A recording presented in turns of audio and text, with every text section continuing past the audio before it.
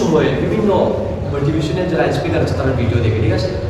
দেখার পরে হয় কিনা যে আমরা যখন ভিডিও দেখি তখন আমরা রিয়েলাইজ হয়েছে না আমি ভিডিও দেখে তো আজকে রাত থেকে আমি তারপর ফলাপ দেখবো, ঠিক আছে?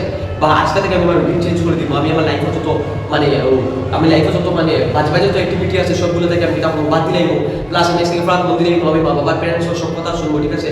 প্যারেন্টসের এক্সপেকটেশন রাখার টাইম হবে। বাট হয় কিনা যখন আমরা রাত্রে ঘুমাই সকালে উঠার পরে আমরা সেম জিনিস আবার গতকালকে যা যা অ্যাক্টিভিটি করছি তা আমরা স্টার্ট করি, অ্যান্ড গতকালকে যে মোটিভেশন যে কোর্সটা যেগুলো আমরা করেছি বা মোটিভেশন যে ভিডিও যেগুলো মোটিভেশনাল ভিডিও যেগুলো আমরা দেখছি তা কিন্তু আমরা কিন্তু ভুলে যাই, ঠিক আছে? সো ওই যে অনেক স্টুডেন্ট বলে স্যার ঠিক আছে আপনাদের ক্লাস আমরা মানে বুঝাই দিলাম, আপনি যখন বুঝাই তখন খুব মানে ভালো লাগে, যখন ভালো ভালো মানুষের স্টোরি হয় তখন শুনতে খুব ভালো লাগে, মানুষকে এরকম সাকসেস ছিল। But after when I reached my home in that moment I forget everything. আমি নিজে কোনো ভাবে বলে আসছি সত্যি তোমার ছাত্র মতলব এটা আমরা মানে হয়, কিন্তু তারপরে আজকে আমি তোমরা এমন এক দুজন মানুষের লাইফ স্টোরি দিয়া যেহেতু তোমরা ম্যাথস তো করছো, ঠিক আছে?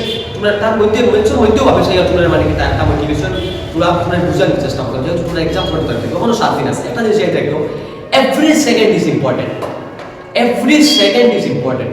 কথা দেখছেন যে তোমার কাছে একদিন আছে মনে করি তোমার কাছে একদিন আছে, এটা ভাবিও না 8টা বছর করতে পারছি একদিন আমি কিতাব করবো, আমিও একদিনে তুমি নিজেকে চেঞ্জ করতে পারবে। কথা বুঝা গেছে? তো অ্যাকচুয়ালি ঘুমাইয়া তুমি কোনোদিন সাকসেস হইতে পারতে না।